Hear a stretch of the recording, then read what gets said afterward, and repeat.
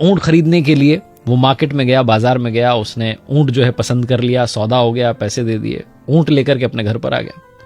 उसका एक विश्वास पात्र नौकर था, उससे कहा कि भाई देख लो, लेके आ गया ऊंट।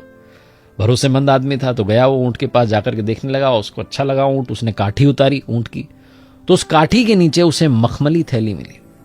उसने मखमली थैली जब देखी तो उसकी आंखें खुली रह गई कि इसमें माल निकलेगा।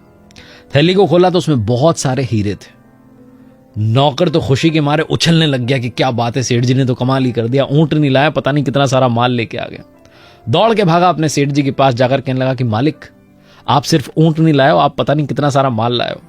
सेठ जी ने कहा क्या बात कर रहे हो? तो उसने दिखाई वो मखमली थैली कि देखो इसमें बहुत सारे हीरे। उसने टेबल पर बिछा दिए सारे हीरे। सेठ जी ने कहा अरे वाह, ये तो कमाल हो गया, लेकिन ये मेरे तो है नहीं। सेठ जी सोच में पड़ गए, उन्हें समझ में आ गया कि शायद ये ऊंट वाले के हैं, उसने बेचारे ने रखे होंगे काठी के नीचे अपना सामान। और नौकर जो था उसके दिमाग में चल रहा था कि सेठ जी क्या सोच रहे हैं। उसने कहा क्या सोच रहे हो मालिक? सेठ जी ने कहा मैं सोच रहा हूं कि इसको फटाफट से तुम वापस थैली में रखो, मैं इसको दे करके आता हूं, थोड़ा समय लगेगा, तुम काम जो है देख लेना। नौकर ने कहा आप अजीब आदमी हो, बुरा ना मानो, लेकिन ये बेवकूफ भरी बात है, आपको किसी ने देखा नहीं, आप वहां से लेकर के ऊंट आए हो, सबको यही पता है, ऊंट की काठी के नीचे थैली निकली है, थैली में हीरे निकले, किसको पता है? आपके और मेरे बीच की बात है। आप मुझ पर भरोसा करते हैं, मुझे 1-2 हीरे दे देना, मुझे ज्यादा नहीं चाहिए। सेठ जी ने कहा नहीं, मैं वापस देकर आऊंगा जिसको। सेठ जी माने नहीं, घर से निकल गए वापस थैली लेकर के, और बाजार में उस आदमी को ढूंढ लिया जिससे ऊंट लेकर के आए थे।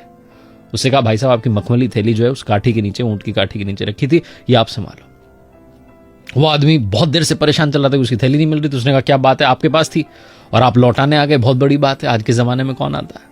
सेठ जी ने कहा बस आप रखो। उसने कहा आपको पता है इसमें क्या है? उन्होंने कहा हाँ। सेठ जी ने कहा हमने देखा इसमें बहुत आपके कीमती हीरे हैं। वो आदमी बड़ा प्रसन्न हुआ कि देखो इतना ईमानदार आदमी, सब कुछ लौटाने आ गया। तो उसने कहा आप रख लीजिए, आपको जो पसंद है इसमें से एक हीरा अपने लिए रख लीजिए।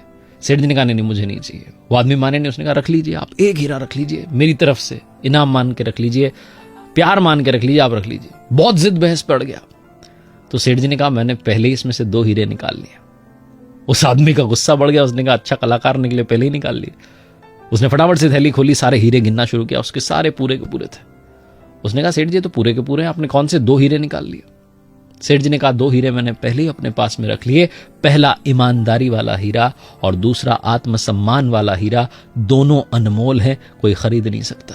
बहुत छोटी सी कहानी जिसका सार ये समझाता है कि पैसा बहुत कुछ हो सकता है, लेकिन पैसा सब कुछ नहीं होता है।